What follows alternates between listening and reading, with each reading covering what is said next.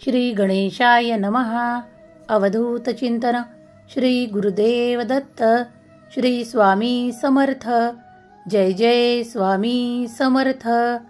देव म्हणतात, तुझ्या जीवनातून मी त्या लोकांना बाद लवकरच करणार आहे ज्यांनी तुझ्या मागे खूप काही व्यर्थ चिंता लावल्या आहेत. मी जाणतो तू खूप त्रासातून काही दिवस काढले आहेत, पण आता त्याचा अंत निश्चित आहे. कारण जेव्हा खूप काही घटना तुझ्या जीवाच्या वरते होत आहेत, तेव्हा मी तुझ्यापर्यंत येऊन तुझ्या त्या दुःखांना समाप्त करील. आता काळजी करणे थांबव. नामस्मरणात मन लाव, कारण तुझे मन त्या विचारांनी भटकायला नको. त्या मनाला एकाग्र कर.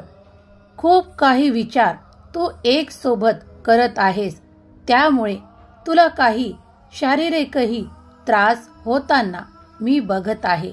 पण त्या त्रासातूनही मी तुझी मुक्तता करीन. त्या त्रासांना तुझ्यातून मी काढून घेईन आणि नष्ट करीन. देव म्हणतात, मी आज तुझ्यापर्यंत आलो आहे ते तुझे सर्व काही चिंता नष्ट करायला, तुझ्या मागचे सर्व क्लेश नष्ट करायला. देव म्हणतात, माझ्यावर पूर्ण विश्वास कर. ज्यांनी तुला खूप काही रडवले आहे, ज्यांनी तुझे मन खूप वेळा दुखावले आहे, ते आता त्याची शिक्षा भोगणार आहेत. तेव्हा आता तू चिंता करणे थांबव. तू ज्या वेळेसही माझ्याकडे खूप करुण स्वराने आतुरतेने प्रार्थना करतो, तेव्हा मी डोळे मिटत नाही आणि तुझी प्रार्थना पूर्ण ऐकतो आणि त्यावर मी आता कार्य करणे सुरू केले आहे. तेव्हा तू निश्चिंत होण्याची वेळ आहे. देव म्हणतात, जे कोणी कुणाला निरर्थक त्रास देऊ इच्छितात आणि त्यातून काही आनंद प्राप्त करू इच्छितात, तो आनंद चिरकाल कधीही टिकत नाही. कारण त्या वेदना ज्या मनाला होतात, तो मन काही आशीर्वाद देऊ शकत नाही, त्यांच्याबद्दल चांगले विचार करू शकत नाही. तेव्हा जर कुणी कुणाला निरर्थक त्रास देत असेल, तर ते त्याच वेळेस थांबवावे. कारण तुम्ही जेव्हा कुणाचे मन दुखावता, त्यातून ज्या यातना त्याला प्राप्त होतात आणि त्या यातनांमधून कधीही सुखाचे आशीर्वाद प्राप्त होत नाही. उलट्या त्यामधून काहीतरी अशा बद्दुआ ते देऊ इच्छितात, ज्यामुळे तुमचे चालू कार्यही बंद पडते.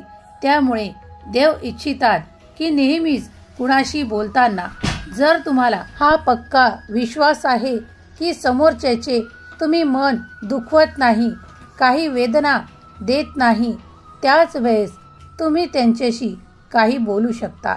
देव म्हणतात, जेव्हाही बोला तेव्हा काही संयम बाळगा. कारण जर तुम्ही कुणाला बोलण्याने काही टोचून बोललात आणि त्याचे मन दुखावले, तर आत्मा कधीही त्यावर माफी उजागर करत नाही. देव म्हणतात, तेव्हा कधीही जर तुम्हाला कुणाशी प्रेमाने बोलणे नसेल, जर कुणाला तुम्ही आवडत नसाल, तर त्यापासून तुम्ही स्वतः दूर व्हा. आणि जर तुम्हाला कुणावर शंका वाटते की ते तुमच्या हितासाठी कार्य करत नाहीत, ते तुमच्या हितासाठी झटत नाहीत, त्यावेळेस तुम्ही त्यांच्यापासून दूर राहिलेलेच योग्य आहे. बाळा, मी तुझ्यासाठी तेही कार्य करील. जे तुझ्यासाठी हितावह नाहीत, त्यांना मी तुझ्यापासून नेहमीच लांब ठेवील. कारण तू माझा प्रिय आहेस. बाळा, मी तुझ्यावर खूप प्रेम करतो आणि तुला कोणत्याही संकटात, तुला कोणत्याही दुःखात पाहू इच्छित नाही. तेव्हा काळजी करणे या क्षणापासून थांबव. तुम्ही जेव्हा जेव्हा आमच्या नामाचा धावा करता, तेव्हा तेव्हा आम्हीही तुमची मदत कोणत्या ना कोणत्या स्वरूपात येऊन करत असतो.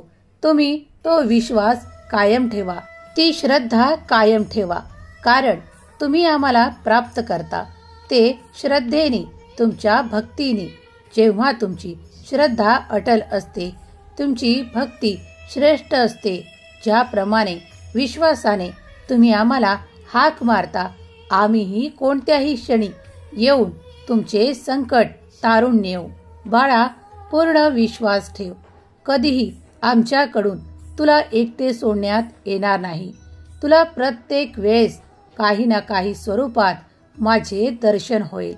कारण आम्ही होतो, आम्ही आहोत आणि आम्ही राहणार. देव म्हणतात, माझ्यावर तू पूर्ण विश्वास ठेवू शकतोस. जगात तू कुणावर विश्वास ठेव किंवा नको ठेव, तू देवांवर पूर्णपणे विश्वास ठेवू शकतोस. देव म्हणतात, मी तुला ती नाती देईल जे तुझ्यावर भरभरून प्रेम करतील. देव म्हणतात, मी तुला ते काही असे देऊ इच्छितो जे तुझ्यासाठी सर्वोत्कृष्ट असेल, जे तुझ्यासाठी सर्वोत्तम असेल.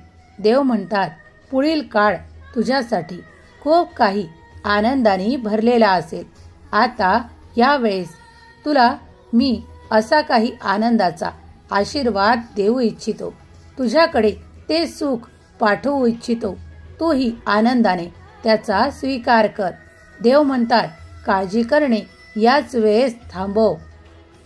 काही दिवसातच तुला जो त्रास आहे तो संपुष्टात येईल. हा माझा तुला आशीर्वाद आहे.